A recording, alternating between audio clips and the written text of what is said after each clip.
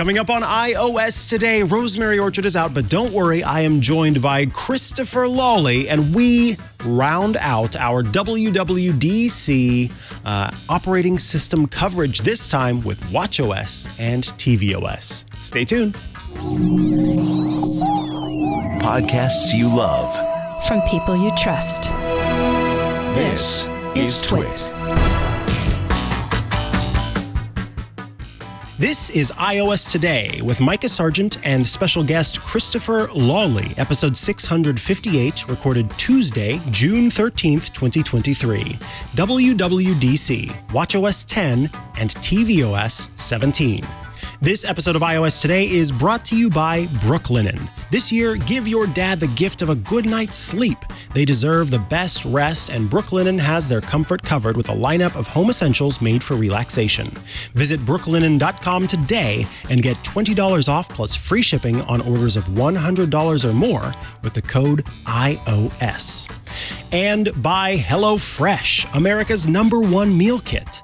Get farm-fresh, pre-portioned ingredients and seasonal recipes delivered right to your doorstep. Skip the grocery store and count on HelloFresh to make home cooking easy, fun, and affordable. Go to hellofresh.com/iOS16 and use code iOS16 for 16 free meals plus free shipping. And by CacheFly. CacheFly delivers rich media content up to 10 times faster than traditional delivery methods and 30% faster than other major CDNs. Meet customer expectations 100% of the time. Learn how you can get your first month free at cachefly.com. Welcome back to iOS Today, the show where we talk all things iOS and tvOS and HomePod OS and watchOS and iPad OS. And look, there are so many operating systems that Apple works on every year. And at WWDC each year, they announce the new features coming to those various operating systems. Last week, Rosemary Orchard and I talked a whole heck of a lot about the various features you can expect coming in iOS and iPadOS 17, but we couldn't get to everything else. So today, we cover everything else. It's watchOS, it's tvOS, and maybe a few other scraps that you may have missed. Joining me for this episode is not Rosemary Orchard, but it is special guest Christopher Lawley. Welcome back to the show, Chris. Thank you for having me. I'm definitely no Rosemary Orchard, but I will do my best to try and fill those shoes. This is what I say every week. But we are glad to have you here. Of course, you were at the event, our first time meeting in person.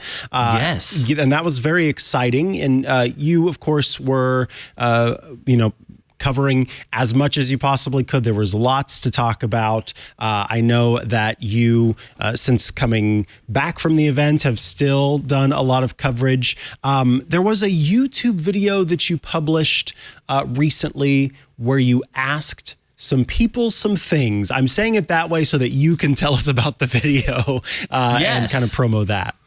Yes, and in fact, Mikah was in it, and a lot of other people you may know, Jason Snell, Dan Moore, and I know has been on the show. I went around and asked a bunch of developers and creators and bloggers and podcasters what their favorite thing announced at WWDC was, but I put an asterisk on it that they weren't allowed to say the headset because it would have been a really boring video. Let me tell you something, y'all. Mikah, did you get a headset briefing? Did you get to try it? I did not. No, sadly Neither no. did I. Cupertino that week was split into two groups. There was the people that got to try the headset and the rest of us that were angry and jealous that we didn't get to try the headset. So, it was a fun week. Got to see Mikah in person for the first time and hung out a bit on Monday and Wednesday. I don't even remember. It's all a blur now, but it was wild. There was some great stuff. And I know you guys already talked about iPadOS, but if I could just sneak in one thing. Of course. Stage Manager is fixed. Woo! Now, what does that Stage mean? Manager. This is something that I brought up. I mentioned that you specifically were excited about Stage Manager being fixed. What does that mean? Yeah, I think you were sitting at the table when I realized exactly what fixed is. So there's a few different changes to Stage Manager that I've been really excited about. So first off, you can now resize windows more freely. It's not completely free. It's still based on the layout system that it was in iPadOS 16, but there's a lot more intervals to it. You can make it's not as snappy and forces you to have a really specific window size. It's a lot more free. You can also move windows anywhere you want without other windows in the background being shifted around, so you can freely move windows around, which is really nice. And then the other thing that I consider a huge improvement is now if you have like a keyboard and trackpad or mouse selected paired, wow, couldn't think of the word, to your iPad, you can now shift click on an app from the dock or the recent section, and it will add it to your current stage. So instead of, having to open an app and then drag and drop an app into the other stage and like do that whole song and dance, you can just open apps right into that current stage now. And this is something I'm very excited about. Well, Siri just went off. Yes, Siri always wants to chime in and apparently is excited about Stage Manager. You heard it here first. So with that knowledge underway, let us dig into the first of the two operating systems we want to talk about today, and that is the next version of watchOS. It's time for watchOS 10. Before the show started, we were kind of grumbling about the fact that watchOS, unfortunately, is not in the same numbering system as the rest of the operating systems. So you've got iOS 17, iPadOS 17, and yet watchOS is somehow on 10. Look, it did come out later, and it is an operating system that obviously is tied to the watch, and it's wholly separate from the other operating systems. Kind of the when it comes to iOS and iPadOS, they're very similar. One is just running on larger screens, and even tvOS is kind of an offshoot, and HomePod OS, which we talk about on the show, but is not technically exactly what it is internally.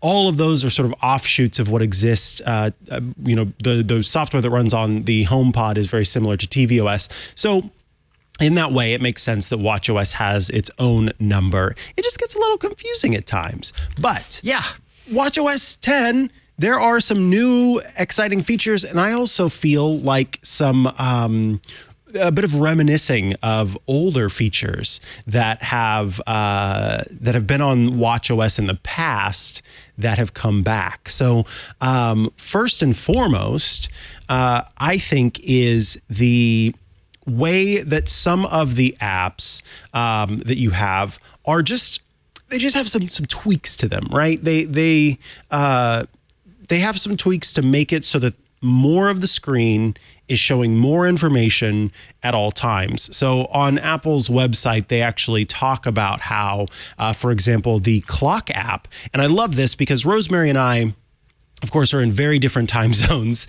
And so now I can easily use the digital crown to kind of swipe through different times, or rather scroll through different times and see what time it is for her versus where I am.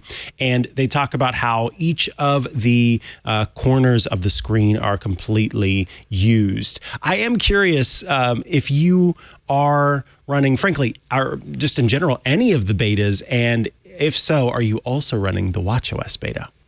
I'm running all of the betas except macOS because I just got a Mac Studio review unit. So I've been focused on working on that, but I'm going to put Sonoma on it later. But yes, I'm running all the betas, including watchOS and tvOS as of last night because I wanted to prep and be ready for the show. So normally I don't do tvOS. That's the one I don't typically cover. But for you, Micah, and your audience, I did it. Thank you. I'm kind of liking watchOS 10. It's I know it was kind of rumored that it was going to be this big design overhaul, and it really wasn't that. But there's a lot of really nice touches in it. Yeah, absolutely. I mean, again, this really does feel overall like there are just some slight shifts to things that make the watch more usable because you have these apps that at first you want them to be kind of glanceable, right? And be able to quickly get information. But as time has gone on and as we've gotten used to these devices on our wrists, there's room for sort of a more data that can be available at one time. So it has, I think, significantly improved the access that you have on the watch. And I have a feeling too that if Apple is looking at the sort of the data of purchases, something tells me that a lot of the time people are opting for the larger screen Apple Watches rather than the smaller screen Apple Watches.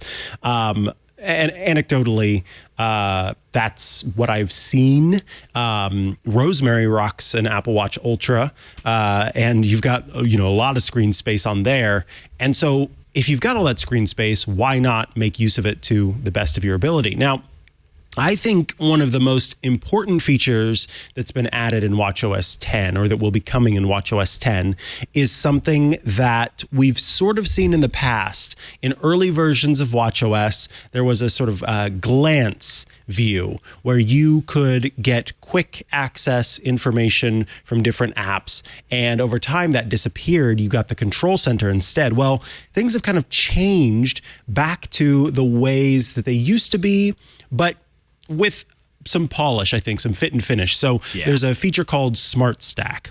And basically, no matter what watch face you're on, you can scroll with a digital crown up from the bottom of the screen, essentially, and it brings up a bunch of different widgets in a Smart Stack. So this is almost like, if folks are familiar with Apple Watch and watchOS, it's kind of like the Siri face that has been part of watchOS for quite a while now, where it's giving you relevant information and a very glanceable view. And so I can quickly see my weather. I can see my now playing. If I'm playing, something on my iPhone or even on the Apple Watch directly, I can see upcoming events like, from 9 to 11, I'm going to be doing iOS today with Christopher Lawley today. That's good to know. Also the weather, my activity, and then there are some little buttons at the bottom that can quickly let me access different features. All of that is available via the Smart Stack, and again, accessible from any watch face. But with that comes a change to the way things work, because I used to just swipe up on the screen to access Control Center, and now that's not there. So what do? Now we just press the side button to access Control Center. So I'm curious, have you gotten used to that? Has your muscle memory changed yet? Are you still trying to get to Control Center with a swipe up? Every once in a while, I still try and swipe up, but I think this morning I changed focus modes using my watch, and I hit the button and was just like, okay, I think it's sinking in. I really like this change. I loved the Siri watch face back in the day, especially year 2 when it got updated for third-party app support, but it never got updated past then. So when the watches got bigger, that watch face never adapted to those bigger screens, so it just kind of became, kind of junk almost, because it didn't, I have this fancy new watch and I want watch faces that are going to take up it. So the watch face I've been using now, I don't know if you can see this or not, but it's the California watch face, which I really like, because it looks nice. It's not, and we're in California here, Micah, so it's nice to have that kind of good looking watch face, but it's still a computer on my wrist. So I still want information. So being able to have that nice watch face, but now I can quickly scroll up into the Smart Stack and see all of those widgets is really nice. Now, the bummer thing is third parties are going to have to update to get some of their widgets in there. Mm-hmm. So I'm kind of waiting on some really specific apps to get in there for the Smart Stack to be useful to me. But now there's stuff like calendar and now playing and fitness, which is pretty useful to have right there in that stack. Absolutely. And of course, I think with almost every new addition or new update to watchOS, we get at least one new face. This time there are 2 new faces, and I was very excited as a person living in Sonoma County to see Snoopy and Woodstock come to the Apple Watch. This is so I'm not a big Disney person, so Mickey and Minnie never really sort of had me all excited, but seeing Snoopy and Woodstock live at the presentation, if someone had looked over at that time, I had just like the biggest grin on my face. I was so excited about it because I find those two characters delightful. The watch faces are very playful, and that was fun. In fact, during the week, I just learned this from one of the designers who works on watchOS. During the week, the Snoopy face it has a black and white background, and Snoopy and Woodstock will kind of interact with the time specifically. So Woodstock, for example, is hanging out on the minute hand. Snoopy appears from the bottom, and then depending on the weather, that can change. If you are currently active, then you might see Snoopy catching a frisbee. But on Sundays, the background changes to a colorful background. And the reason for that is because it was always the Sunday paper that had the full color funnies. Oh. So they were tying that to just like the newspaper where it prints in color on Sundays. I thought that was delightful, very clever, very cute. And yeah, I love the little Snoopy faces. Now, of course, I always have to balance my delight with my desire for a bunch of information on my watch. So those are sort of rare occasions where I actually use those faces. But knowing they're there and being able to activate them if I want to is kind of fun. The other face that came is one called Palette. So the way that it works is it uses kind of 3 layers that overlap on the watch, and each of these layers kind of corresponds to different times. The colors change throughout the day, so you can sort of glance at the face without even necessarily needing to see the hour and minute hands and know what time it is. It's my understanding that they try to show kind of sunset and sunrise. So you'll notice that yellow spill of color there. All of that information is a way to kind of easily tell what part of the day you're in. For me, Palette's a little bit too minimal. But I know some folks who are sort of more design-minded were very happy about the Palette edition. It's a bit too colorful for me. Like there's like too much going on for me to like be able to use it. I like color, but I like splashes of color and stuff like that. I don't like it to where like here's a bunch of colors and they all mean different things and figure out what that means. It's too much for my brain. Yeah, I'm right there with you.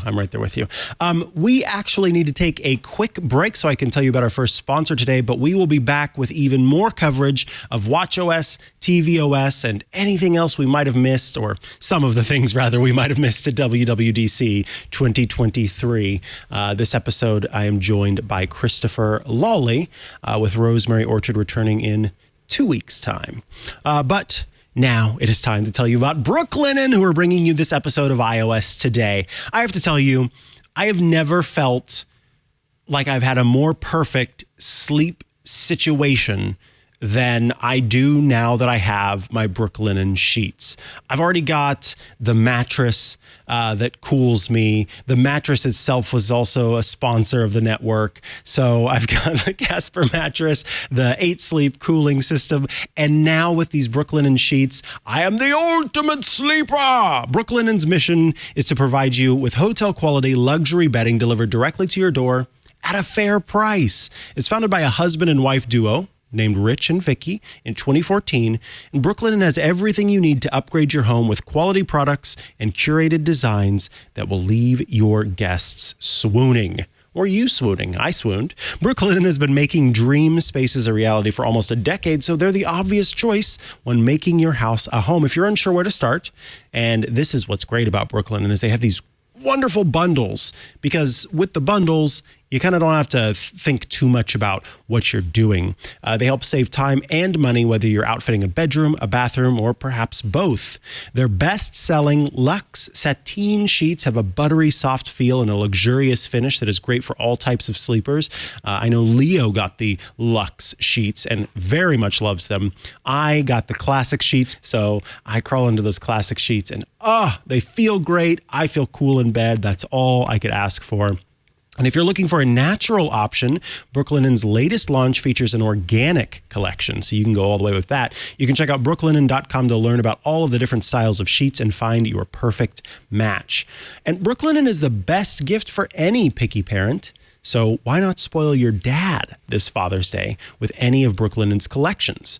This was one of the reasons I was so excited that Brook Linen was going to be sponsoring the network, is because one of the main places I go when I'm looking for what's best to purchase, I always want to try to get the best I can within my budget. And Brook Linen has been named from Wirecutter and also Good Housekeeping. They've both awarded Brook Linen for their outstanding bedding.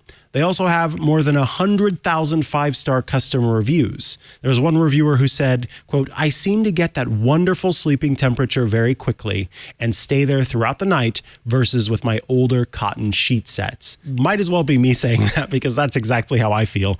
And then another person said, "These are the best sheets in the world, like butter."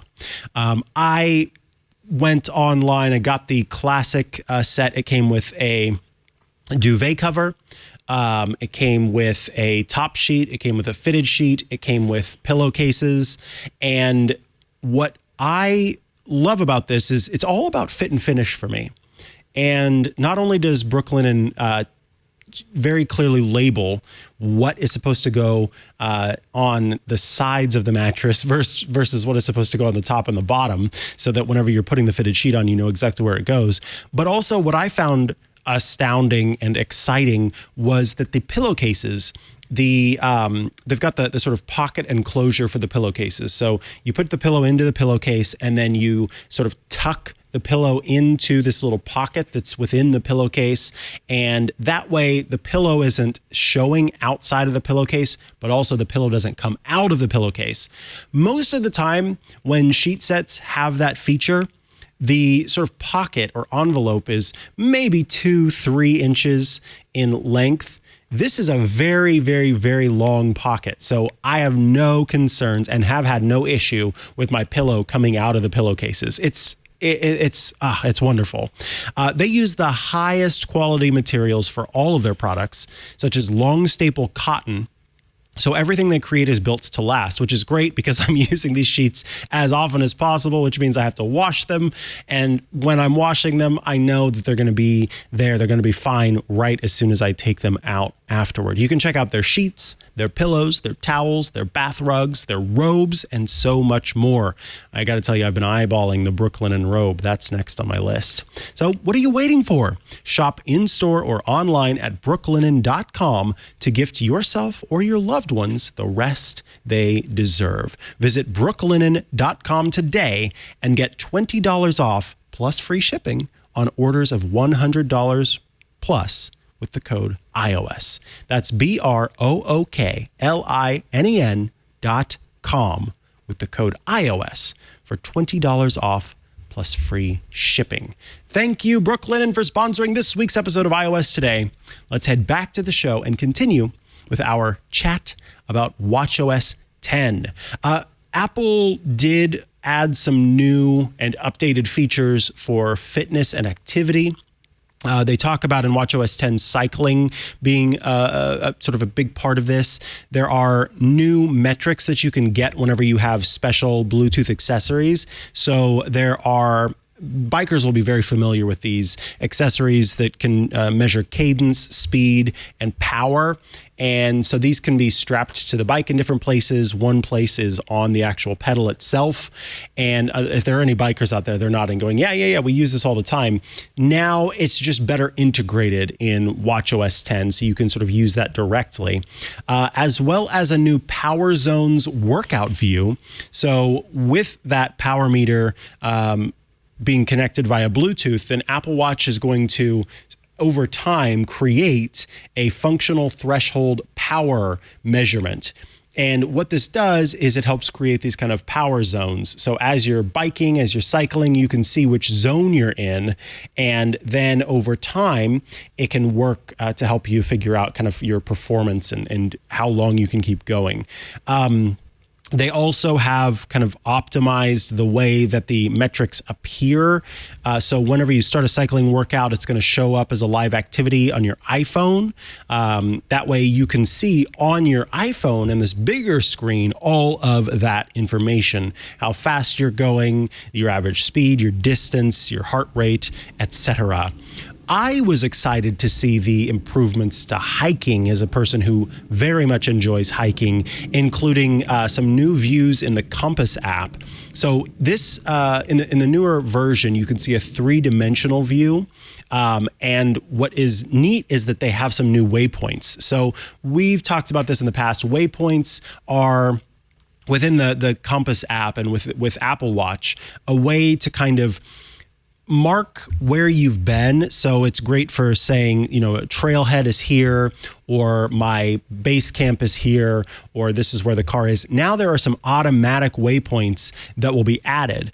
There's a waypoint for when you last had connectivity to your cellular network. So whenever you were last able to make a call on your cellular network. But then further on down, there's a waypoint that will be added for placing an emergency call, because in the United States and in many other countries, there's sort of a rule that any cellular network needs to allow for an emergency call to be placed on their network if your phone is in a place where it can connect to any cellular network. So the Compass app will drop a point when it gets to, and it's notated as SOS on this screen that we're showing, the last point that you were able to make a full-on call on any cellular network that's available. And then, of course, after that, if you've got a newer iPhone, you can use the satellite feature to place that call. So that was very exciting, as well as some more trail information that's included within Apple Watch. Very exciting. And topographic maps paired with elevation alerts. So now you can kind of see these different points. I find this very helpful because I don't know about you, Christopher, but when I hike, it's almost never a true hiking trip unless I get lost. That's when you're really hiking. So I'm excited to see these features come that will maybe make it so that I don't have to get lost anymore. Yeah, in that video that we mentioned at the top of the show, I was talking to friend iJustine about these features. These were the pics that she had for that video, and the hiking thing sounds really great, especially for I go up to Yosemite a lot, and I definitely get lost in the woods every once in a while. So they've always had the backtrace feature or backtrack. I forget what it's called, but the ability to go back and be like, okay, this is where I last had cellular would be really nice. And the cycling stuff, my parents are big cycle people, big cyclists. I almost said bikers, but that's a different thing. So they're absolutely going to love this. I'm kind of curious to see what accessories hook into this, and that'll probably be their Christmas present this year because, I got to make videos. Right, exactly. So you'll get to talk about it. That's great. And then there was some updates. This is technically across both iOS and watchOS, and now even iPadOS with the introduction of health on iPadOS. But there are some new updates to mental health, and I've been pretty excited about this. I've been using it because I am running the beta. I'm waiting to go fully delve deep into demos and things like that until the public beta ships. So that's why today we're not showing a whole lot of the features in real-time use, but instead showing the website. But with the updates to mental health, there's now some emotional awareness features, as well as daily mood features. So what ends up happening here is throughout the day, you can set this however you want to. You can set, 3, 4, 5 reminders. You can just have 2. It's 2 by default. You will get a notification, a little tap on your wrist that says, hey, tell us how you're feeling right now. And so you can choose to log your feelings, and you have two options. There's the option to say, this is how I'm feeling in this exact moment, or this is how I felt over the course of the day. And each of those, that's a different thing. It's a momentary emotion or it's a daily mood. With the momentary emotion, you can say, you sort of use the digital crown to determine how pleasant you're feeling. Very pleasant, neutral, slightly unpleasant. There's a sort of list there. And then afterwards, it has some options for adjectives to describe how you're feeling. So you can say, I'm feeling worried. If you're slightly unpleasant, I'm feeling sad. I'm feeling lost. I'm feeling lonely. Or if you're feeling good, then excited. I'm feeling energized, invigorated. And then after that, it'll ask you, what in your life is making you feel this way? And you can choose, family, partner, self-care, work, tasks, all sorts of different options. And each one of these, except for the first one where you're actually just logging the mood or a momentary emotion, each one of those steps afterward is optional. So if you aren't really in the mood to choose any of those, you can just skip past them. You can also add new tags if you'd like, and then it will log it in your mental health app. Afterward, as you continue to build this up, you will get some information about how different factors might be playing into your state of mind. So if your exercise is down, perhaps during that day, you're not feeling so great. If your exercise is up, it could be a day where you do feel good. Or if the amount of time you spent in daylight is up, then that could also be making you feel good. If you are not sleeping enough, that could have you feeling unpleasant. It helps you kind of tie these different data points that you've started to collect together and look at the impact that has on your health, which I think is really a very cool idea. And then on top of that feature, it will also, not on the Apple Watch directly, but as part of this new initiative in mental health, occasionally you will get questionnaires if you turn on this feature that are the standardized questionnaires to determine your sort of risk for anxiety or depression. And so that will give you some information about how you might be feeling based on those momentary emotions and those daily moods. So I've been trying to stick with that. When I get these log requests, I'm trying to fill them out because I'm curious to see the insights that it shows over time. So that's been pretty neat. And then I'll mention one other health thing, and you can kind of share your thoughts on these two things. There's also vision health. So Apple made a point during the keynote to talk about how there are different sort of activities or actions that folks can take, especially kids can take, to improve upon their vision by reducing the risk of nearsightedness or myopia. And one of the ways is by spending more time in daylight. Research shows that spending more time outdoors and in daylight can help reduce the risk of nearsightedness. So the Apple Watch, using the ambient light sensor, can keep track of the time you've spent in daylight and then use that information to kind of give you an idea of how much time, this is particularly for children, that they are kind of pointing this feature toward. That way you can know, okay, you should probably spend some more time outside. That can help reduce the risk of myopia. And then there's also a feature for iPhone that I've been using that has been kind of, if I can, I guess, do the pun, it's been kind of eye-opening, which is a feature that uses the front-facing sensors to determine how close you are holding your iPhone to your face. And if you're holding it too close, according to what is suggested for reducing the risk of nearsightedness, then it will pop up a full screen notification saying, hey, your iPhone's a little too close to your face, move it back. And then you move it back until the thing says you can continue. You tap continue and you get back to your phone. I hold my phone too close to my face quite a bit. And so that's been kind of shocking to me. I was a little caught off guard by how much I hold my iPhone kind of, even, sort of here is too close to my face. And for folks who are listening, it's about, I don't know, 8 to 10 inches, maybe a foot away from my face. But after a while, I'll get a notification on my phone saying, move that back.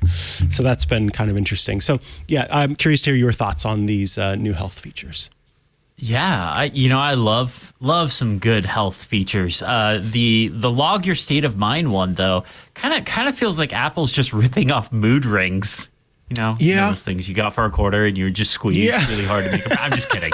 I'm kidding. No, they're great. I've been playing with, well, not playing. I've been using the state of mind mental health features, and I really like those. I really like what they're doing with that, especially because I am somebody that, I have ups and downs just like everybody else. And I have good days, I have bad days. And it's interesting to be able to log those trends and be able to say like, okay, hey, when I exercise or when I actually eat breakfast or when I actually, have a sleep well or something like that, I have a good day. It's wild that would actually, come into consideration. If you sleep well, you'll be rested and be ready to work for the day. But I haven't done the vision stuff yet. I'm curious to see what that looks like, because I guarantee you I hold my devices way too close to my face. So I'm sure I will be right there with you getting those notifications. But I'm glad to see Apple do more and more health stuff every year. It definitely seems like there's always something every year, and it's just, a matter of checking off the boxes and seeing what they can do and what, certain government regulatory bodies will let them do. Yes, that always, of course, is part of the question, right? I of course am kind of keeping track of this and seeing how these features do help to improve things. Some other features coming to watchOS 10. This is mostly for developers, but there are improved workout APIs that will make use of the motion sensors in the Apple Watch Ultra and the Series 8. So that way, they showed on screen golf and tennis. I think it was golf in particular, where developers can kind of help somebody figure out their golf swing and maybe not needing a bunch of extra equipment to do that. Offline maps, I was very excited about. I downloaded some offline maps to my iPhone, but if they're downloaded to your iPhone, you can use them on the Apple Watch, which is great, as long as your Apple Watch is tied to your iPhone. And then one thing that wasn't clear on stage that became clear to me afterward, when they talked about the NameDrop feature, the feature that lets you share contact information with someone else by simply bringing your phone near their phone. What they did show on screen, they said it works with Apple Watch, and they showed an iPhone and an Apple Watch next to each other where you could bring the iPhone to the Apple Watch, and then it would also let you share that contact information. The thing that wasn't clear was whether it would work Apple Watch to Apple Watch. It does work Apple Watch to Apple Watch. So cool. If you use, there's a complication in watchOS 10 called My Card, and if you tap on the My Card complication, and they tap on their My Card complication, and you bring the Apple Watch faces to each other, then, and you let the little screens kiss, then it will share your contact information. They will share theirs via NameDrop. One last thing I'll mention for watchOS 10 are follow-up medication reminders. We talked about this briefly. This is exciting, although I have to say it will not shift me from using Do. Do is the app that I use for this, and I will continue using Do. I love Do, but for the folks who, may be looking for a first-party solution, this is great. If you're wondering what we're talking about here, it is basically continuing to be nagged until you take the medication that you've logged in, that you've added to your medication reminders in the Health app. So that way you will definitely make sure that you take the medication you're supposed to be taking. So that's fantastic. Anything else you want to say about watchOS 10 before we take a quick break and then come back with tvOS and the rest of it? The medication, the repeat medication stuff is really nice. Widgets are great. And then having corner complications inside apps just to maximize that screen real estate. I think it's not a huge update, but I think it's going to be a very useful one. Absolutely. Absolutely. All right. Let me take a quick break to tell you about our second sponsor today.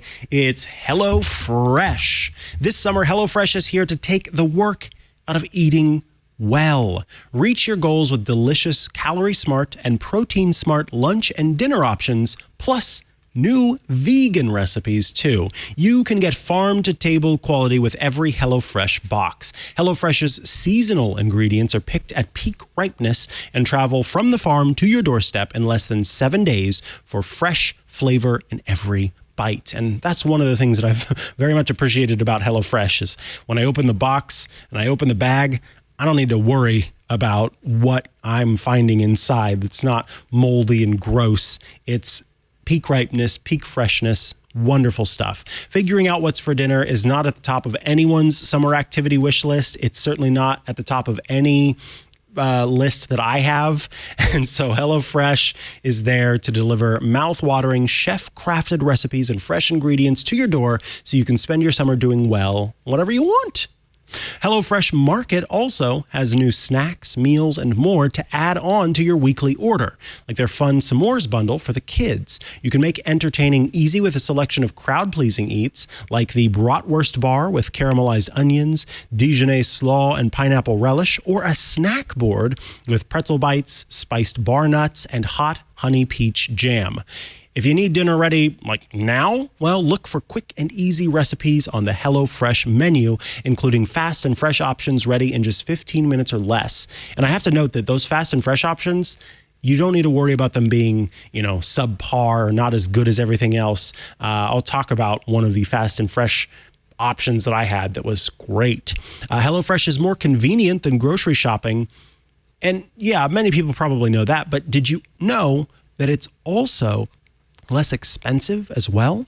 It's also 25% less expensive than takeout. So you're saving money whether you're grocery shopping or you're doing takeout. This is going to save you money in both places. No matter your lifestyle, you'll always find delicious recipes on the HelloFresh menu. You can take a bite out of something new with 40 recipes to choose from weekly. You can even swap proteins and sides to make a recipe just how you like it. So if instead of pork in the recipe, you want chicken, you can do that. You switch out the protein, very easy.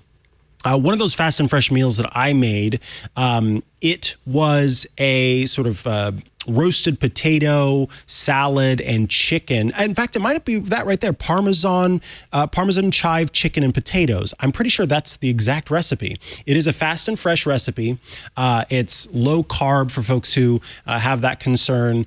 And it took 15 minutes or so to make. But what was great about it was this wonderful sauce that you got as part of the recipe. And I remember sitting down and eating it, and my partner said, I could order this at a restaurant and I would be so very happy with it. This is so good.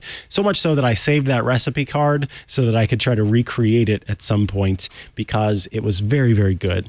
So I think everybody should at least give HelloFresh a try. Give it a try for the next 16 meals. HelloFresh, it's America's #1 meal kit. Go to HelloFresh.com/iOS16. I know that's a little confusing because we're on iOS 17, but I promise it makes sense.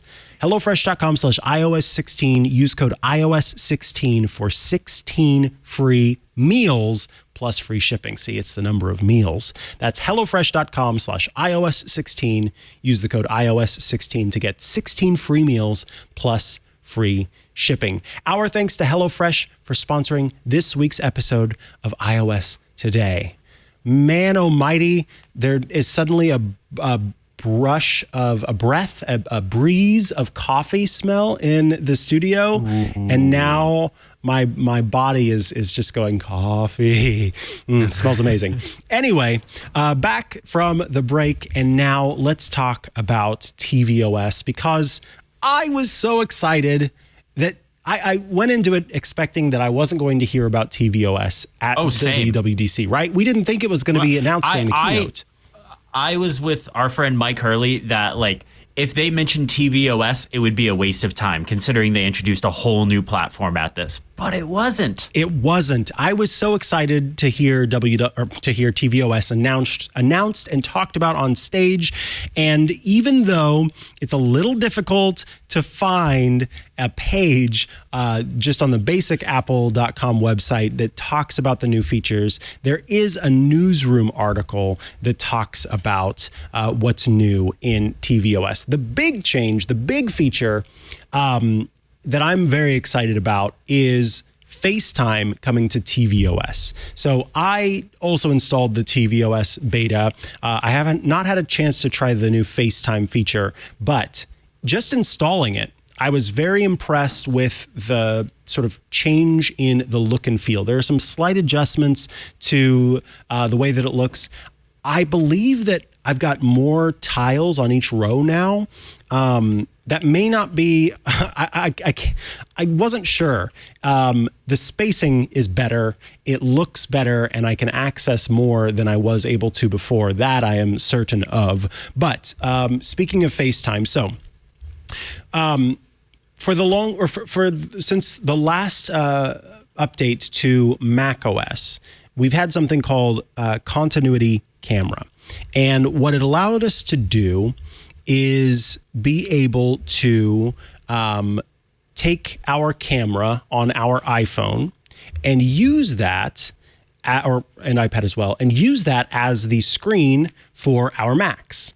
So folks, especially during the pandemic, but elsewhere, who have wanted to be able to use this great camera that's built into the iPhone as their webcam, had been unable to up to that point. Finally, Apple added the feature. You could sort of dock your iPhone camera above the screen, and then suddenly you had this great camera that would serve as your webcam. And then they added a bunch of different features that sort of used the processing to pan the camera around and try to keep your face in focus.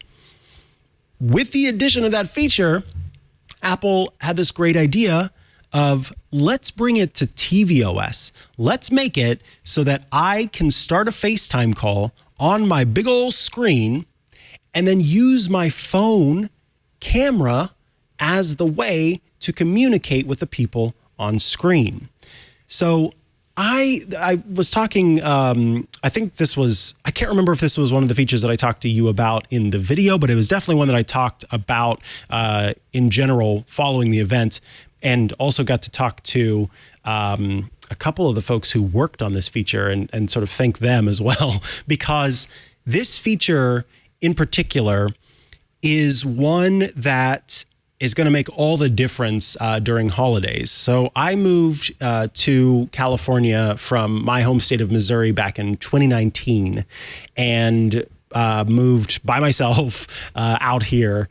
So all of my family, all the people that I have known are all back in my home state. And due to the pandemic and everything else that's been involved, I have not had the opportunity to visit them during the holidays.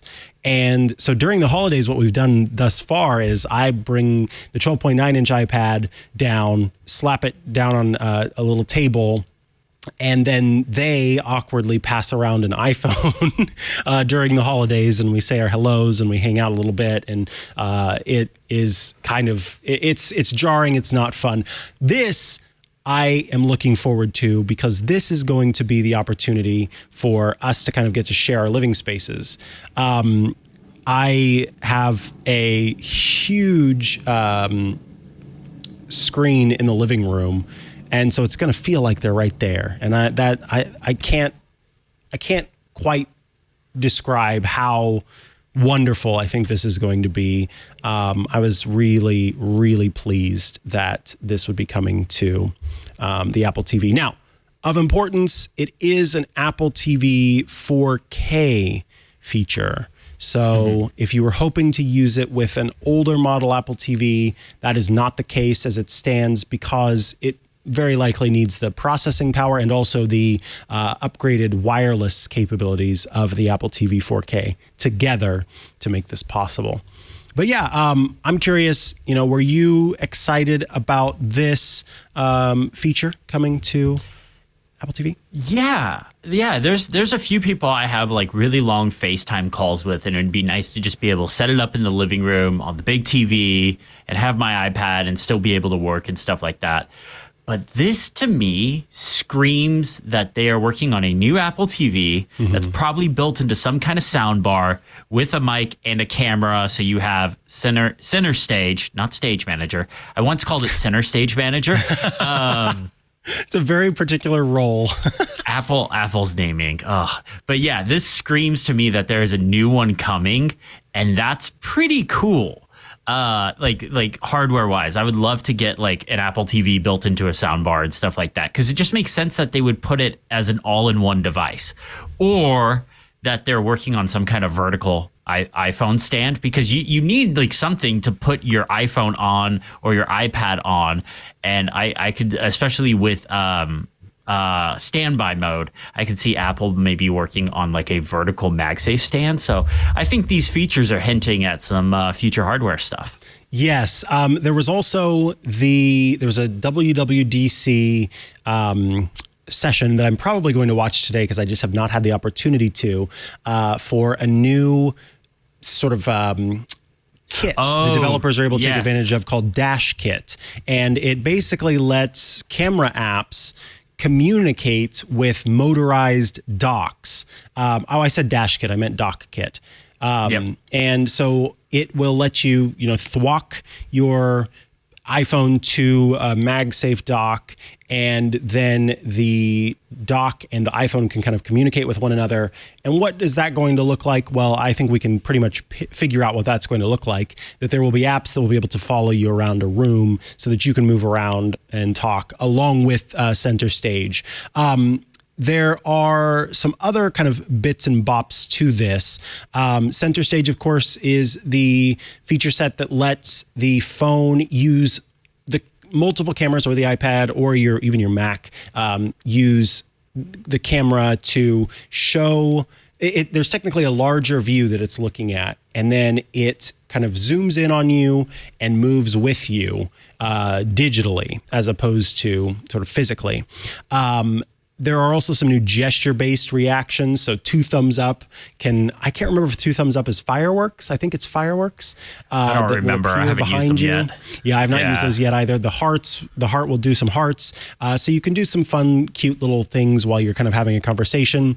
And then also, SharePlay, of course, is the big announcement from previous WWDCs, where you and others can, over the web, share in a session together of either watching a movie, listening to music, playing a game.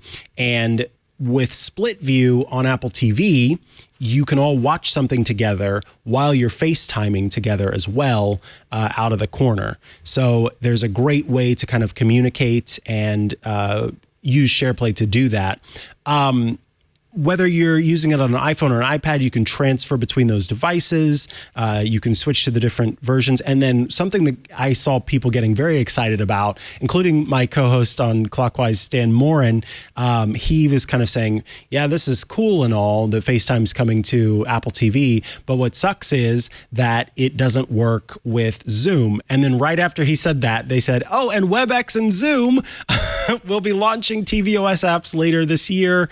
And so you'll be able to use them with this continuity camera feature. So developers will be able to use the continuity camera APIs with their Apple TVs and be able to access that and make use of it.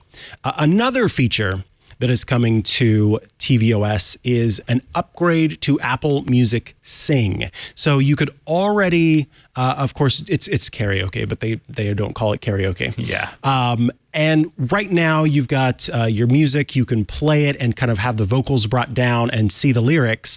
With continuity camera, you'll be able to show yourself on screen with some kind of features going on in the background. So you can see yourself while you're playing and dancing. I went to a birthday party where there was a karaoke event not too long ago. And I thought of this individual for being able to do this, because we were kind of up and dancing around as we were singing into the microphones, and having that little video effect as well kind of makes it feel like you're in a music video experience.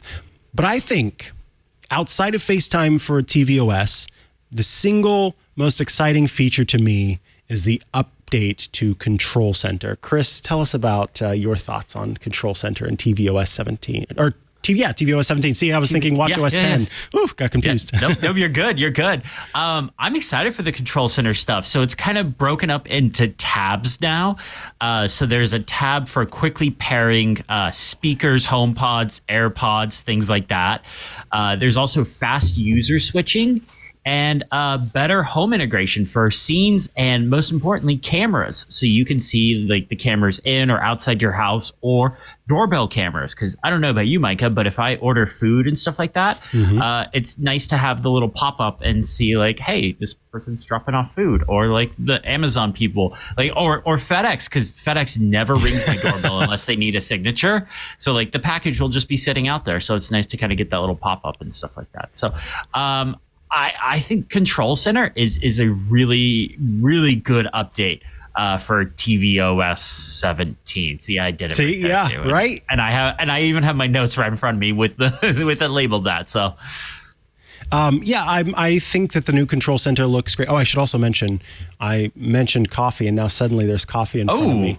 Wait, so I wonder if that'll work for me. Yeah. Coffee. Or actually Diet Dr. Pepper. Yeah, let's see if that FedEx shows up is at your door with a Diet Dr. Pepper. But you didn't have, you don't have something nearby to look at it. But no, I think the updates to Control Center are great. It looks better. It's sort of easier to access. A lot more settings are available right there in Control Center. And they're trying to improve upon the user switching experience too. So more apps will hopefully pay attention to the user switching experience. That's the key. So many apps don't care about that and have their own user experience. So it's like, why even set up the user stuff in tvOS? So hopefully, those certain media apps will update to support those. Yes. Along with that, when you use the remote.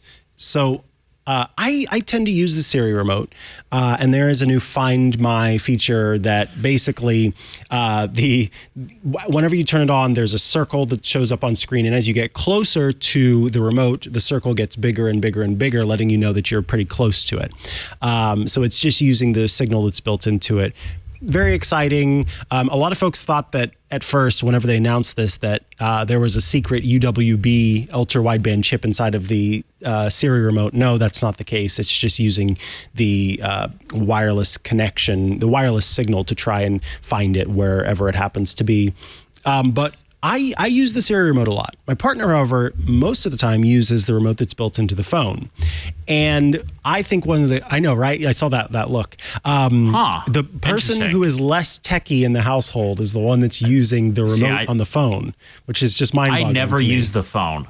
The only time I use the phone is if I'm exhausted and the remote is too far away and required me to like sit forward. And I'm just like, I'll just use a phone then.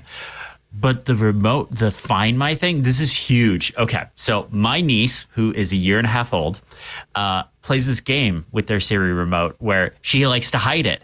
And it got to the point where my brother had to go and buy one of those cases for the Apple TV remote that has an AirTag chip in it. Now, this will technically... having the AirTag will technically be better because you'll get the directional stuff. Yeah. The Find My Remote. So from what I understand, I got a little inside knowledge on this. Is it's built into the remote app the remote in Control Center for the TV app. Which is cool, but there's no direction to it. It's like a game of hot and cold. Like, it basically tells you when you're getting hotter and hotter and hotter, and eventually like you're right on top of it. So attaching it, like if you're somebody that has a 1.5-year-old in the house that likes to hide the Apple TV remote, the AirTag route might still be the best. But, if you occasionally like it falls in the couch cushion or like you put it in the other room because you just weren't thinking or something, like, yeah, this could be a really nice feature. Yeah, and along with the reason why I brought up the using the remote on iPhone is because in tvOS 17, if you use the remote on iPhone, it will switch to your user profile. So that is perhaps more of an encouragement to make use of the remote on the iPhone, because that way then it will switch to your user profile, and then apps that do support the user account thing will work in that way. Because I'm not too bothered by this, but again, partner very much likes the up next to only be the content that he's watching up next, and not, if something from my side of things gets onto that, then it's like, why is that there? So I like that it'll switch automatically, and that way I won't forget to switch the user and make sure that the up next is only the stuff that I have. There are some updates to the screensaver as well, including some new locations, but also using your own photos that are curated memories. So those can show up. That is exciting for some folks, I think. There's a new feature that I turned on tvOS 17 called Enhanced Dialogue. This is a feature that's available on a lot of third-party soundbars, and basically it just changes the EQ, or it EQs the audio so that people are more clear whenever they're speaking. It works for any movie or TV show on Apple TV 4K that is paired with a HomePod. It separates the dialogue from the background noise and brings it forward to the center channel. So in movies where the audio or the dialogue seems to not be great, for whatever reason, this can kind of improve upon that. I think it's a great feature. Now, what's interesting is that in the newsroom notes, it says, on Apple TV 4K paired with HomePod 2nd generation, right? I'm rocking 2 first-gen HomePods, and I was able to turn on this feature in this first edition of tvOS 17, in this first version of tvOS 17. So I'm curious to see if that, I'm curious to see if that goes away after a while, or if it stays. For any Apple people watching the show, please don't take it away from me. I was very excited about this, because the reason why I like this specifically, Chris, is because I live in a townhome, so there's no one below me or above me, but I do have people on either side of me. And situation. Those HomePods, those standard sized HomePods, the Biggie HomePods, they put out a lot of sound. So we tend to have them turned. We have reduced bass turned on, but we also tend to have them turned down. And if I could, right now with this new feature, we can hear people's voices, but that other sound stays a little bit quieter, and that's perfect for what we want. I don't want that to be taken away, because then it's writing that dial again, and that's not fun. Dolby Vision 8.1 is also supported. So if you need that, then if you're a big Dolby Vision nerd, then you'll be going, oh yes, finally they support 8.1. And then I also wanted to mention third-party VPN support is coming to Apple TV. So it used to be you kind of had to do some settings stuff. Yeah, you're pumping your fist. I'm also pumping my fist. This basically means that the VPN I use, I'm hopeful to see it soon. I use ExpressVPN. It is also a sponsor of the network, but I love ExpressVPN regardless. I can't wait for an ExpressVPN app on the Apple TV. I think that's going to be fantastic. And it'll make it easier perhaps to take a trip to Australia and be able to watch some stuff while I'm in Australia. But yes, Chris, tell me your last thoughts here on tvOS 17. Well, on the VPN stuff, I mean, if you happen to be a big Star Trek person, but, maybe not be subscribed to Paramount Plus, just so you know, the UK people tend to get Star Trek stuff on Netflix. Just putting that out there. Interesting. Just so if you're taking a trip to the UK anytime soon, you can watch it on Netflix. There you go. So that's a good use case for it. Yeah. The voice boost thing is really interesting. So the sound system I have here, I bought a new TV and a new sound system when I moved, and it specifically has a channel for voice stuff, because a big complaint lately is the way audio is being mixed for movies and television shows is voices are getting covered up. So I don't know about you, Mikah, but I used to have to use the feature with the Siri Remote, where I'd hit the Siri button and be like, what did they just say? And it skips back like 30 seconds or 15 seconds or something like that. And it turns on the subtitles for just a few seconds. And I had to use that a lot. But having that center voice channel really helps things, stand out and move. So that's really nice. I don't use the HomePod. I have 2 of the second generation HomePods here in my office right now. I use them for music. I love them for music. I don't use them for TV stuff because I like to play things a little bit louder, and my neighbors are cool, so that's they're good. okay with that. So, yeah. I should note I am and have long been probably it's one of my oldest habits, a person who has captions turned on at all times. So I don't actually need to have the feature, but it is nice that I have that too. But it's wild on the rare occasion where I'm watching something at someone else's home and they are not a captions person. And I suddenly am just going, I don't even know what anyone is saying at all at any time. See, my problem is I end up reading the captions and ignoring the movie. Oh. Like my ADHD just kicks in. It's like, okay, I can only focus on one of these things. So I can't do captions. So I originally was that way. Anyone who feels that way, but is also feeling like they're missing a lot in shows and movies and stuff, I would really encourage. It just takes more time. You start to develop this ability to take it all in and only use the captions whenever you're having trouble kind of hearing something. But I totally respect anybody who can't do captions. It's totally fine. I and many of the people that I know either have been caption users for a long time, or I've converted them into caption users and now can't do it any other way. It's the way I enjoy content. Now, before we move on, I do want to give you an opportunity to mention anything else that you think deserves a quick chat. If there was anything that stuck out to you at the event or following the event as you've kind of been digging in that you want to tell our listeners about. Yeah, so I mentioned stage manager changes already. That's probably the thing outside of Vision Pro that I'm the most excited about. Actually, honestly, I might be more excited about those than Vision Pro. Vision Pro, obviously a big thing. I did not get to try it, so I don't really have that much to say about it. But the other thing that I'm really excited for is app shortcuts. So these are features built into the app. So the example Apple has been giving is you can pull up Spotlight, type in photos, and then there will be options to open up certain albums. But there are apps already working with this because of prior APIs. I believe it's using App Intent or whatever. It doesn't matter. But from my time tracking app, Timery, I can just type in Timery in Spotlight and start time tracking.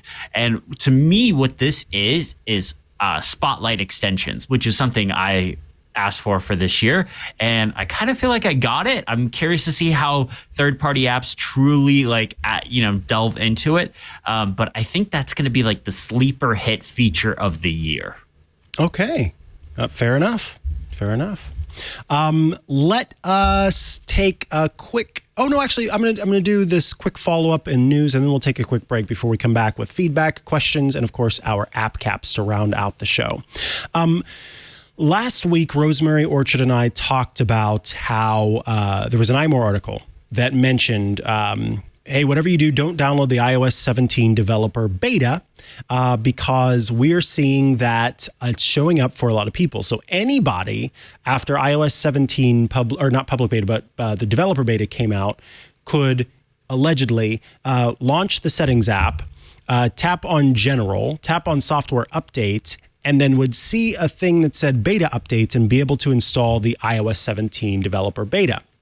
iMore and some other places put out articles saying, hey, not a good idea. Don't do that. It's going to result in you having beta software on your phone that may crash, especially if you're out and about. That's an unsafe thing to do. You might need this, And I was a little skeptical about it at first, but after the show, I got feedback from several folks who sent me emails or tweets or what have you and said, hey, I saw this too. This was something that I experienced. Later, because I reached out to Apple about it, and later heard back about what was going on here. And basically, it has resulted, or it's come from a change in Apple's sort of process for who can use developer betas. iOS developer betas and other developer betas were tied to your iOS, or rather to your Apple developer account, which was and is a $99 per year subscription. You pay $99 a year. That makes you a developer. You can access the developer portion of the website, developer.apple.com, and create apps, publish apps, et cetera, et cetera, et cetera. As of this year, and for the first time, Apple has changed the way that the process works, or what is required. Now, anyone can download the developer beta, try it out, use it, provide feedback, so long as they have a developer account. What they can do is they can sign up for a free developer account. So you don't have to pay $99 per year to create your developer account that then allows you to download the developer betas. The rest of the stuff is still locked away behind that $99. So if you want to be able to use the other stuff like, let me see. So it says you can learn how to develop apps for Apple platforms for free without enrolling. With just an Apple ID, you can access Xcode, software downloads, documentation, sample code, forums, and feedback assistance, as well as test your apps on devices. So basically, the publishing part, making use of Apple's features like, what is it? It's the weather stuff, all of that kind of stuff. WeatherKit, thank you. Xcode in the cloud, I believe, will probably also be locked behind that. So, oh yeah, there's a whole chart from 9 to 5 Mac. So in order to join that and get more stuff like developer events and ad hoc distribution, proprietary app distribution, custom app distribution, software, basically the developer app development part of it, that all of course requires you paying for the account. But with just signing in with your Apple ID to the developer program, you can indeed now install the developer betas. So still caution against doing so if you are not versed in the ways of troubleshooting that setup, but it can be done, and you can do it without having to pay now. Anything you want to say about that before we move on? It's interesting that they're making the developer beta free and open to everyone when they have the public beta, because that was always what the public beta was for after the interesting iOS 7 beta cycle. So that's interesting that they're doing that, because really the only thing that separates the developer beta and the public beta is the developer beta gets the first 1 or 2 betas of the new OS updates. And then it usually after that, it gets the new updates a day or two ahead of time before the public beta. So there's no feature difference between the two. So I'm curious why they're doing it this way, and also why the NDA is still in place and we can't show things. Yes. Because I want to make videos. Yeah, that must be particularly difficult for you to sort of navigate around, for sure. Yeah, the June is always an interesting month for me. Yeah. All righty, let me move right along to our third sponsor who are bringing you this episode of iOS Today. It's CacheFly. Viewers don't hang around for videos that buffer. Shoppers abandon carts on e-commerce sites that are slow, and gamers leave bad reviews when the latency is high. Be ready for those fluctuations with CacheFly. Customers expect a faultless experience when engaging with content on any device, anytime, anywhere in the world. Building trusted CDN relationships since 1999, CacheFly has held a track record for high-performing, ultra-reliable content delivery for 2 decades. CacheFly pioneered the use of TCP Anycast in 2002. It's an innovation that other CDNs continue to build upon. CacheFly's been doing it since 2002. Quality of experience is the single most critical metric when you're serving content simultaneously to a large and distributed audience on a global scale. And your delivery stack can be your secret weapon. With CacheFly, you'll get ultra-low latency video streaming that will deliver video to more than 1 million concurrent users, lightning-fast gaming, which will deliver downloads faster with zero lag, glitches, or outages, mobile content optimization that offers automatic and simple image optimization so your site loads faster on any device. CacheFly is the only CDN built for throughput, delivering rich media content up to 10 times faster than traditional delivery methods and 30% faster than other major CDNs. Plus, never pay for service overlap again. You can get flexible month-to-month billing for as long as you need it and discounts for fixed terms once you're happy. Design your own contract when you switch to CacheFly. With more than 3,500 clients in more than 80 countries, organizations consistently choose CacheFly for scalability, reliability, and unrivaled performance. And we at Twit have been using CacheFly for more than a decade. Wouldn't have it any other way. We can confirm that it is just as good as we're talking about here. Learn how you can get your first month free at cachefly.com. That's cachefly.com, CACHEFLY.com. Thank you, CacheFly, for sponsoring this week's episode of iOS Today, our episode covering watchOS 10 and tvOS 17 after Apple's Worldwide Developers Conference. All righty, we are moving into feedback and questions. The first bit of feedback comes from... Actually, I'm sorry. The one bit of feedback today comes from John in Crystal, Minnesota.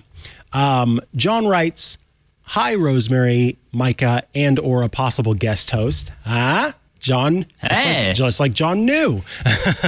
I recently helped a family member upgrade from the original iPhone SE to the one released in 2022. She suffered a stroke about 11 years ago, so sometimes she has short-term memory issues. I think the bigger screen has motivated her to learn more about the iPhone. She proactively asked me to show her how to download apps today, and I helped her install her first one. She was a bit shocked when I told her that detailed manuals aren't typically included with tech items anymore. I'm hoping to find a book or easy-to-navigate website that may provide categorized information on the basics of using and navigating through iOS. There are quite a few books out there already, but I'm concerned that a good portion of them may have outdated information in them.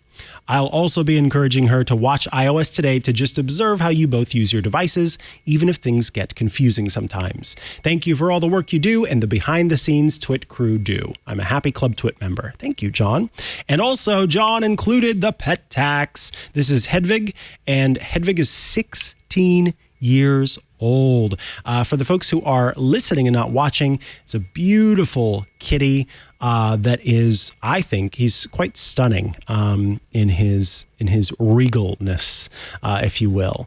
So this question I was very happy about because there's a very easy answer that I want to give, and that is that even though tech manuals are not included with your Apple devices, Apple still creates and publishes manuals for the Apple devices. But to save paper and save the environment, they just publish them online. So there's a website, support.apple.com/manuals, that has all of the manuals from Apple. And then you can break it up from there into different products. So Apple Watch, iPhone, iPad, Mac, etc. We will link directly to the iPhone set of manuals. And with that, it shows you some very... It's smart enough to realize that you may want different things. So you might want the iPhone user guide for iOS 16, which you can view on the web, or you can also get it in Apple Books. So the individual would be able to download it to their device and be able to browse it within the Books app and kind of learn more about it there. Plus, they have information for specific iPhone models, so the iPhone 14 Plus or the iPhone 14 Pro Max, or also the iPhone SE. So Apple has these great guides that I think the way that they're broken up into the information that they have is very handy. And I've actually used these in the past to help kind of inspire some episodes of shows that I've done where there may be a feature that, oh, right, folks might want to know more about that. So I am going to recommend that this individual start with the iPhone user guide for iOS 17. For iOS 16. I'm in a 17 state of mind. And that is going to include kind of the basic information, but it comes with a table of contents, and it has your introduction to iPhone, what's new in iOS 16, setup and get started, basics. I mean, it's all broken up into the different categories that the person might want. And by the end of it, I think this person might end up being more knowledgeable about using their iPhone SE and using the latest version of iOS than many of us who report on this daily, because there's so much jam-packed information in those manuals, and you come across a little tidbit somewhere and go, wait, I can do that? That's so exciting. So best of luck, John. And I'd love to hear back about how going through that guide worked for you. Outside of that, you should consider checking out some YouTube videos from folks who cover the operating systems and how to use them, like a certain Christopher Lawley here. Chris, what is your YouTube? How do we get there? What's the link for you? Yeah, so you can just search for my name on YouTube. It's Christopher Lawley, Lawley, or you can go to youtube.com. / then you got to do the @ Chris Lawley, Lawley. It's honestly easier just to search Christopher Lawley. It'll be right there, Lawley. Yep, that's me if you're watching on the video screen. Awesome. I just published a video this morning about my daily iPad workflow. So yeah, cool. All right, well, I think it's time to play the music for our app caps.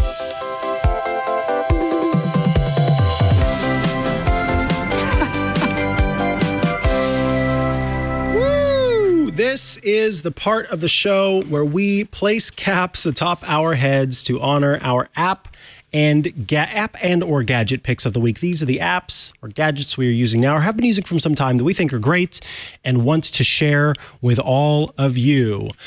Chris, first tell us about the cap atop your head, and then tell us about your pick or picks for today. Well, it's a hat you have because it's my WWDC 2023 hat. Everyone got them that attended the event. It was a great event, and nice to add one more hat to the pile. So, nice. Yeah. As far as my app goes, I actually have two. Do you want to pick which one, or do you want me to cover both of them? I think you should focus more on the second one and then do sort of an honorable mention for that first one, because we did an episode on it. So. Gotcha. Okay. So my app pick it's called Ouchie. And basically what this does is it is an app to help you block other apps. So I mentioned earlier, I have ADHD, and it's been a real struggle lately. I've been really struggling with it. So I'm using this app and I'm tying it in with focus modes and shortcuts so that when I'm in a specific focus, it blocks apps. So when I'm in my writing focus, it blocks Ivory, it blocks Discord, it blocks all those kind of distracting apps. Apollo is in there, RIP. But yes, it blocks these apps so I can just stay focused on the task at hand, and I'm not trying to distract myself with Mastodon and that other stuff. So it takes a little bit of setting up to do. I did a video that's kind of like an iPad apps roundup video, and I walk through how to set it up in that video. It takes a little bit of setup because you have to use shortcuts to do this properly due to system limitations. But the app also does a really good job of walking you through setting it up and stuff like that. So I really like this. If you're somebody that struggles with distracting yourself with your devices, this is a great way to kind of block those apps that can distract you for a specific amount of time or an indefinite amount of time until you turn it off. And it's really helped me focus. And then my honorable mention, I just have to say it because it's like my app of the year. It's my app of the decade, century, who knows? I've been asking for it forever. It finally happened. Final Cut on the iPad. Bum, Final Cut on the iPad. This is such a big deal to me. Like, huge, changed the way I worked. I sold my MacBook Pro now because I don't need a laptop Mac to travel with anymore. At WWDC, I just had my iPad. And you've been using it. It was huge. Final Cut on the iPad. It has been working for you. Every video I've edited since Final Cut has come out, or since Final Cut was announced, I got access to it a day after the announcement. I was actually in LA for a briefing for the announcement. It was really cool. But the day after I got access to it, every video since then has been edited on Final Cut for the iPad, and it has worked really well. It's still very much a version 1.0. There's some rough spots in there, but the base of it is really good, and I'm extremely encouraged by it. And I got to talk to some of the team on it and stuff, and I'm really encouraged. That's exciting.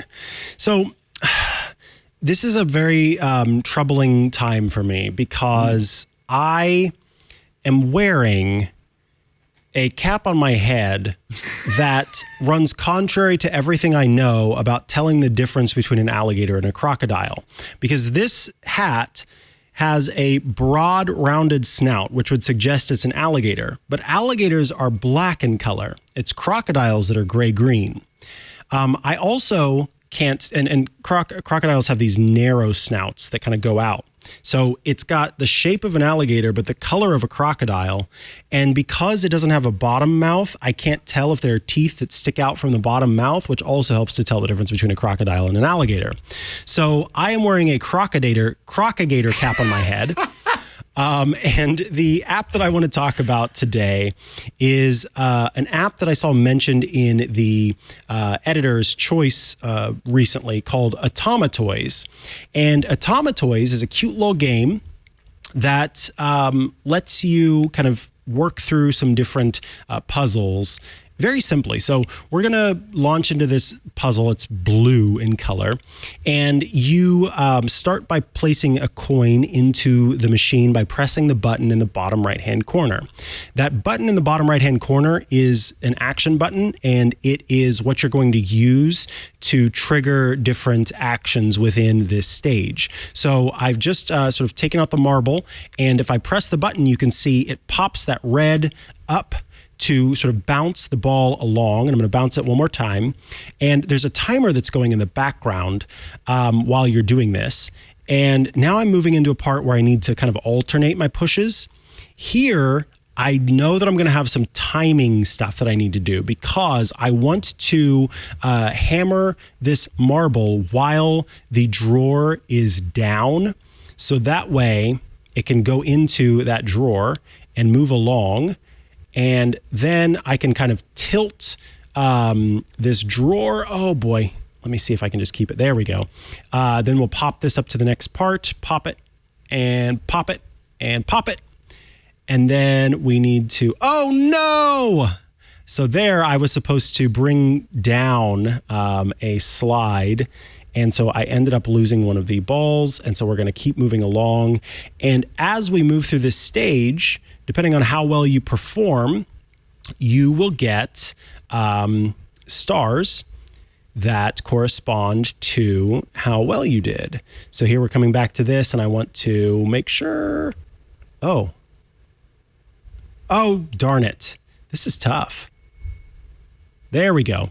And now we've just about come to the end here.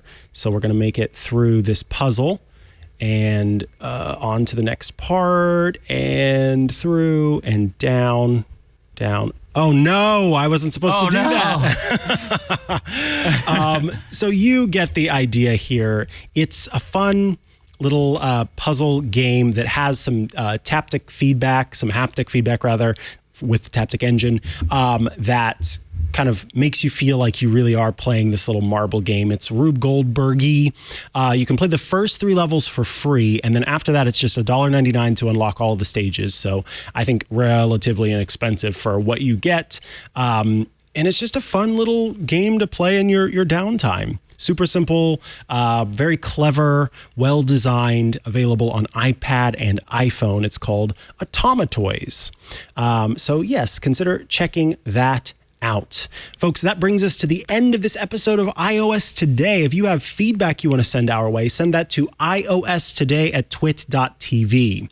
We do record this show live every Tuesday at 12 p.m. Eastern, which is 9 a.m. Pacific. It'd be great if you tuned in live at twit.tv/live so you can share your thoughts or share GIFs in the chat with alligators or crocodiles dancing around. That would definitely be a crocodile because it's green. There's a crocodile in the chat. And then you can watch us as we make the show, see all the parts that end up getting edited out or make their way into the final episode. Of course, the best way to get the show and to help us is by subscribing to the show. Hit that subscribe button, that follow button, whatever it happens to be. twit.tv/iOS is where you go. There you will find links to subscribe Apple Podcasts, Google Podcasts, Spotify, YouTube. You just click subscribe to audio or subscribe to video and then choose your platform that you're using. And that will get you the show on that platform. If you would like, you might consider also supporting the show and the network by joining Club Twit at twit.tv/Club Twit. Starting at $7 a month or $84 a year, you out there can join the club. When you do, you get every single Twit show ad-free. Yes, it's just the content, no ads, because you, in effect, are the support for the show. You also get access to the members-only Twit Plus bonus feed that has extra content you won't find anywhere else. That's outtakes, behind the scenes, before the show, after the show, all sorts of fun stuff, including Club Twit events and access to the members-only Discord server, a fun place to go to chat with your fellow Club Twit members and also many of us here at Twit. My co-host Rosemary Orchard of iOS Today is incredibly active in the Discord. And Chris, I can't remember if after this, I'm going to make sure that you get an invite to join the club. Oh, nice. As a contributor so that you can be part of that. And then if you have questions for Chris or want to share feedback with him, you may find him there in the Discord as well. I also want to mention that you get access to some great shows that are Club Twit exclusive shows. There's the Untitled Linux Show, which is, as you might imagine, a show all about Linux. You also get access to the Hands-on Windows program from Paul Thurrott. It's a short format show that covers Windows tips and tricks. There's also Hands-on Mac, created by yours truly, where I cover Windows tips and tricks, where I cover Apple tips and tricks. It's not just the Mac, but also iPhone, iPad, etc. Although right now I'm going through a series of episodes all about Windows management on the Mac. So split screen, full view, Stage Manager coming up, all sorts of stuff there with managing your Windows, and also Home Theater Geeks, which newly relaunched in the club with Scott Wilkinson. All of that value available on Club Twit, twit.tv/Club Twit. So please consider joining there, starting at $7 a month, $84 a year. And it's not a stair-step cost. It's not like if you want these extra things, then pay more. It's just that some folks said, hey, we'd like to give you more than $7 a month. So we made that possible, but that price starts at $7 a month. Honestly, it's one of the greatest things you can do to help make sure we can continue making these shows for you. So please consider joining the club. All right, Christopher Lawley, if folks want to follow you online and check out all your great work, where should they go to do so? Yeah, you can go to my website. It's theuntitled.site, and it has links to all of my stuff, including my YouTube channel, Mastodon page, Instagram, all that fun stuff. So you can just go there, and links to everything are there. And it's quite literally theuntitled.site, not the untitled.site. Okay, got it. No, it's the untitled.site is the URL. Beautiful. Yep. I thought I was very clever when I came up with that. What's your site? Untitled. It's the Untitled site. No, Untitled.site was taken, so that's why I did the Untitled.site. Yeah. See, that I remember back in the day when I, had gamer handles, and I always tried to, and if you couldn't get the one, then you'd put like one ST afterward, or in this case, you'd put the in front of it. Yeah, that's what you got to do. As far as finding me online, you can find me at Mikah Sargent on many a social media network, or the best thing to do is just head to chihuahua.coffee. That's CHIHUAHUA.coffee, where I've got links to the places I'm most active online. You can check out my different podcasts and my different social media networks. So please consider heading there. I'm excited to say that Christopher Lawley will be back with us next week as we cover cover the Apple Design Award winners. I'm very much looking forward to that. There were a lot. Oh, and also we'll talk about the folks who were nominated as well. There were a lot of great nominees this year and well-deserving winners for the ADAs. But until then, it is time to say goodbye and thank you for tuning in to iOS Today. Hey, we should talk Linux. It's the operating system that runs the internet, a bunch of game consoles, cell phones, and maybe even the machine on your desk. But you already knew all that. What you may not know is that Twit now has a show dedicated to it, the Untitled Linux Show. Whether you're a Linux pro, a burgeoning sysadmin, or just curious what the big deal is, you should join us on the Club Twit Discord every Saturday afternoon for news, analysis, and tips to sharpen your Linux skills. And then make sure you subscribe to the Club Twit exclusive Untitled Linux Show. Wait, you're not a Club Twit member yet? Well, go to twit.tv/clubtwit and sign up. Hope to see you there.